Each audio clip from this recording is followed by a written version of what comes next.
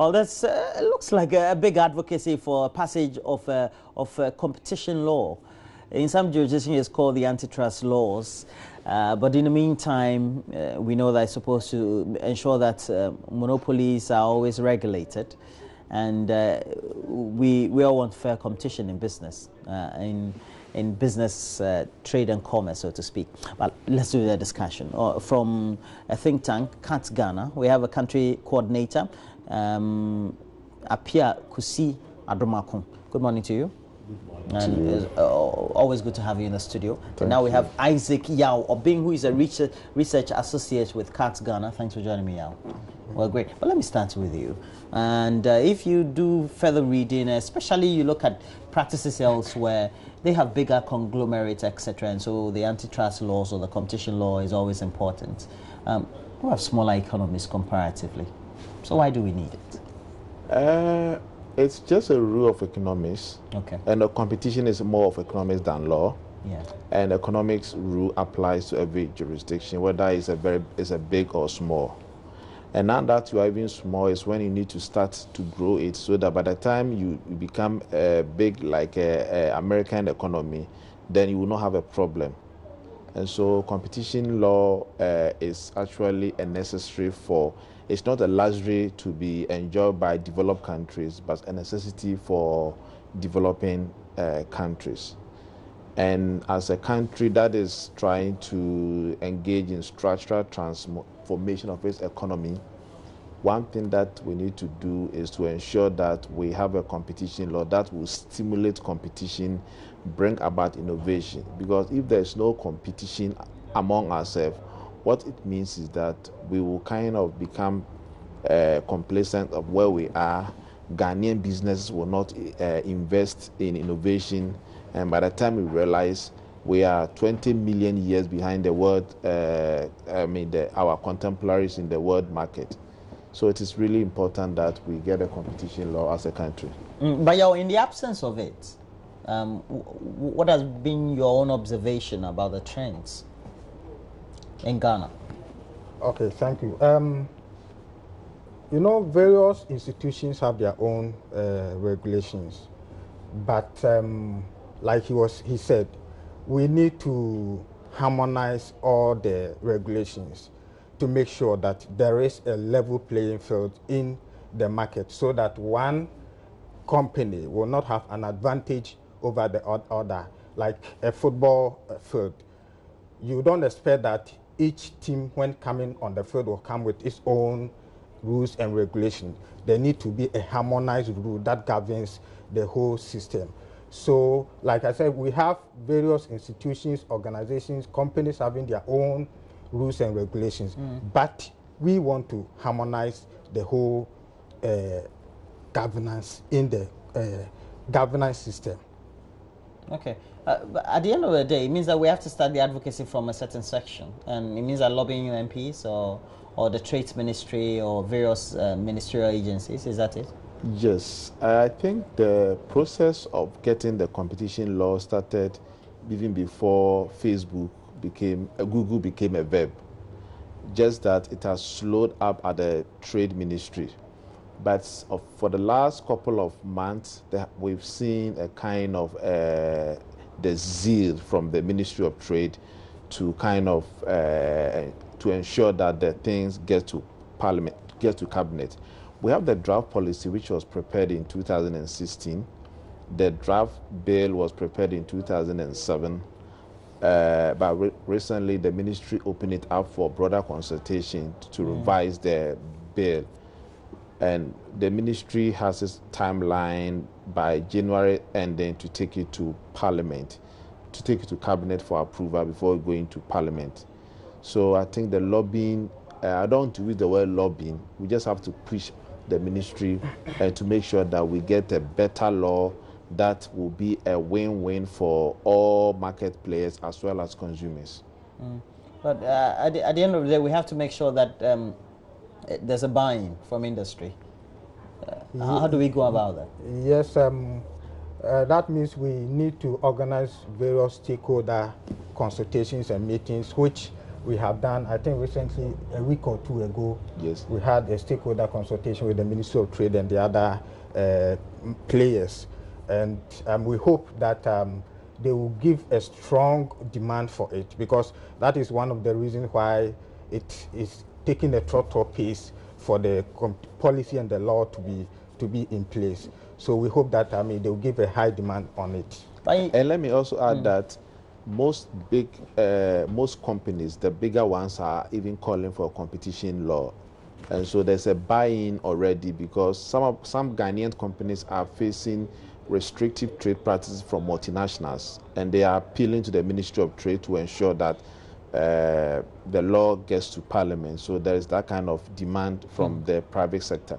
It's quite interesting. I know that we've got to the stage where we have some oil that's been drilled, but it's always an upstream issue, and at the downstream even sector, we still don't have local players.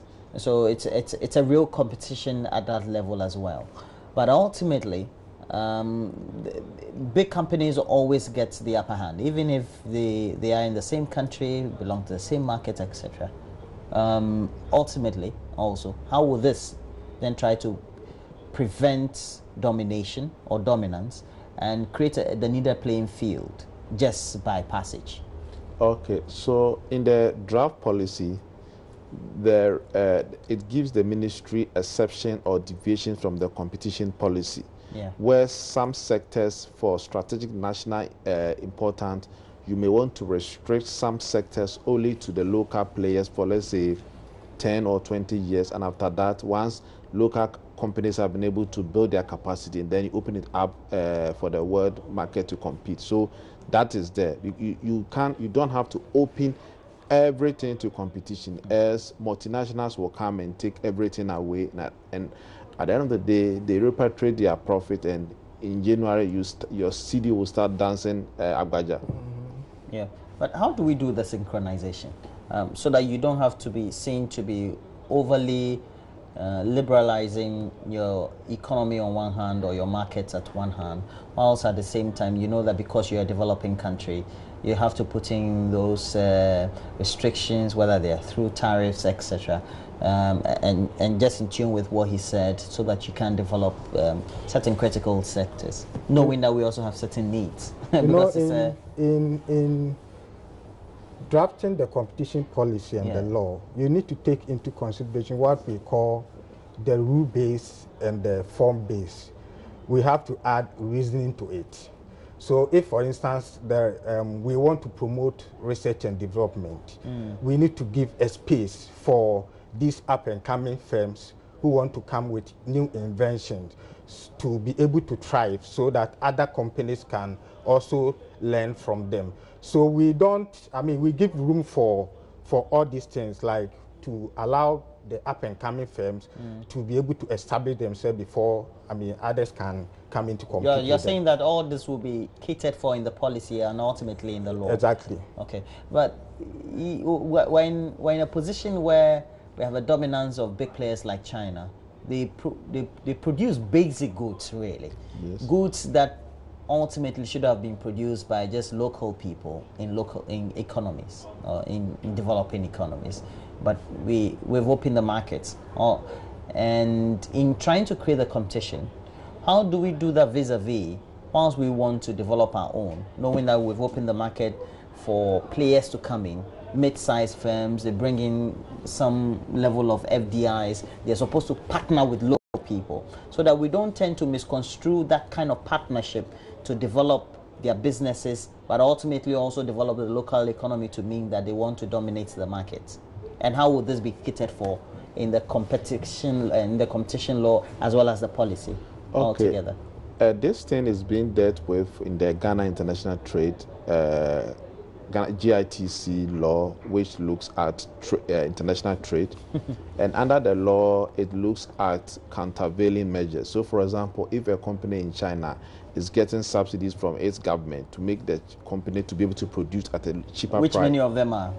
So, if it means they are selling cheaper in Ghana than even they are selling cheap in their country, the law requires Ghana government to impose countervailing taxes on it so that they will not come and kill our local industries. That one is being catered for in it. And also there's an element of WTO regulations that also looks at the fairness and tariff base. So if the tariff regime in China is not synchronized with the tariff regime in Ghana, so for that reason they are also paying, maybe they are not paying export taxes, but Ghanaian firms are paying levies, excise duty and other things, then you need to put those measures in place so that at the end of the day they will all be on the same field. Okay, do you have certain timelines by which you hope to meet some of these objectives, and if you have, what are they? So we are looking at end of year 2019 to get the law, and the policy should be, I mean, all things being equal, should be passed before May, but the law, it has to go to Parliament, first reading, second reading, and all sort of things. So we are looking at end of. At which stage are we now? Finalizing the reviewing the draft bill. That is where we are. But the bill was prepared some 10 years ago. So recently the Ministry of Trade has put in a team, received some comments from businesses and academia, and now they are using that one to refine the law and make it, the bill, and make it better. All right. So you have an event later today? Yes. Where is it going to take place, and what basically is it going to dwell on? It's being held at the conference room at the Ministry of Trade and Industry. Okay. And this morning? Yeah, this morning. It starts at 10 a.m. And the theme for the program is competing without market rules. Okay. Yeah, so we are going to have 2 sessions, dialogue on the policy and the law, bringing in stakeholders, and then afterwards we'll have a media encounter. Exactly. Wow. And let me say that we are being supported by the Busak Fund in this, our advocacy. I know, because it will take a lot of money to do the lobbying and doing the stakeholder engagement. It's not easy. Yes. Yeah, especially in this country where we need item 30 and transport. Yes. So it's not easy. You always need some funding to do a lot of. But wish you all the best in what you want to do in trying to improve trade and commerce in our country. Yes. Well, it's been fun. It, of course, takes a lot of broadening your horizon and intellect to understand some of these issues. But ultimately, everybody will be roped in, and it will influence everybody as far as the output is related. But we've had in the studio the country coordinator for CATS Ghana, Apia Kusi Adomako, and we also have Isaac Yawo, being a research associate with CATS Ghana. But when we come back, we're having some discussion on the reversal to the old logo of the Electoral Commission. So the new one that had been promoted, adopted, accepted by the Charlotte Osei administration has now been booted out. We'll have some great discussions on the subject.